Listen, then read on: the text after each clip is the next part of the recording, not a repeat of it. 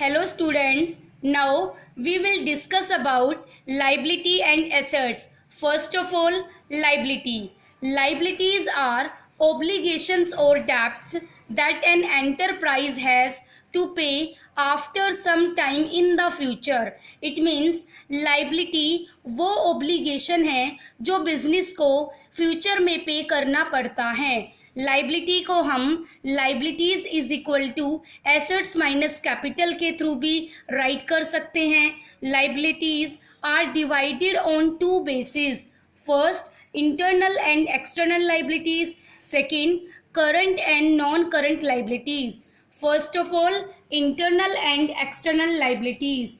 First, internal liabilities. All amounts which a business entity has to pay to the owner is known as internal liabilities. It means internal liability वो liability होती हैं जो owner को pay करनी पड़ती हैं. It includes capital and accumulated profit. Next, external liabilities.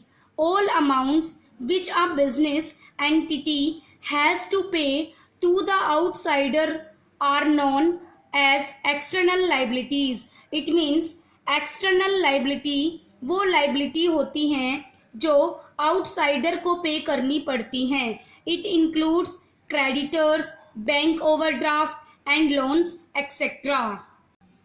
Now current and non current liabilities. First, current liabilities. Current liabilities are obligations that are payable within a period of 1 year. It means current liabilities वो obligation होती हैं जिसे 1 year के अंदर ही पे करना पड़ता है.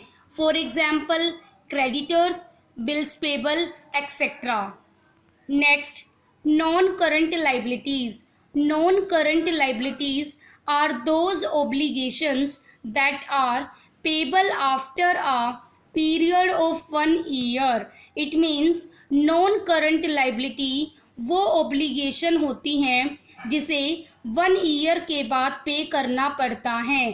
For example, long terms, loan and debenture etcetera.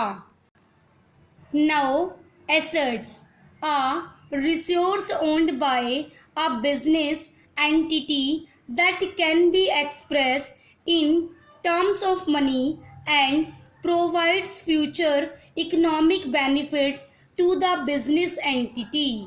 Assets are divided on 3 bases. First, current assets. Second, non-current assets. Non-current assets further divided 2 parts: A, tangible assets, B, intangible assets, and next and last part, fictitious or nominal assets. Now, first, current assets. Current assets are those assets which are held for short period and can be converted into cash within 1 year. It means current assets वो assets होती हैं जिन्हें हम short period के लिए held कर सकते हैं. It means जो short time period के लिए होती हैं और जिन्हें हम कैश में कन्वर्ट कर सकते हैं within 1 year. For example, debtors and stock etcetera. Next, non current assets. Non current assets are those assets which are held for long period and use for business operations. It means non current assets वो assets होती हैं जो long time period के लिए use की जाती हैं और जिसका यूज़ बिजनेस ऑपरेशन के लिए किया जाता है.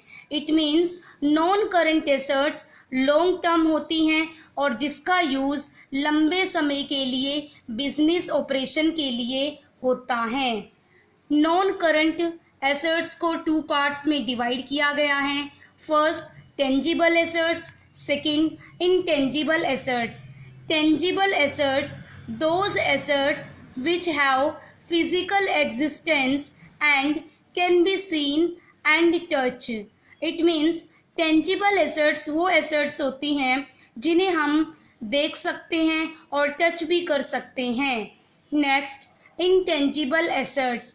इनटेंजिबल एसेट्स वो एसेट्स होती हैं जो those assets which have no physical existence and can be felt by operations. It means intangible assets वो assets होती हैं जिन्हें हम ना ही टच कर सकते हैं और ना ही देख सकते हैं, बल्कि जिनका यूज़ बिजनेस में किया जाता है।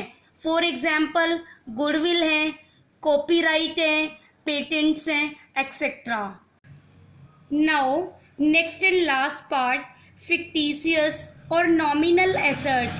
These are the assets which cannot be realized in cash or no further benefit can be derived from these assets. It means fictitious या nominal assets वो assets होती हैं जिन्हें हम कैश के रूप में रिलाइज नहीं कर सकते और ना ही फर्दर बेनिफिट के लिए ड्राइव कर सकते हैं।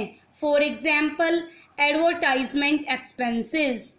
Thank you students.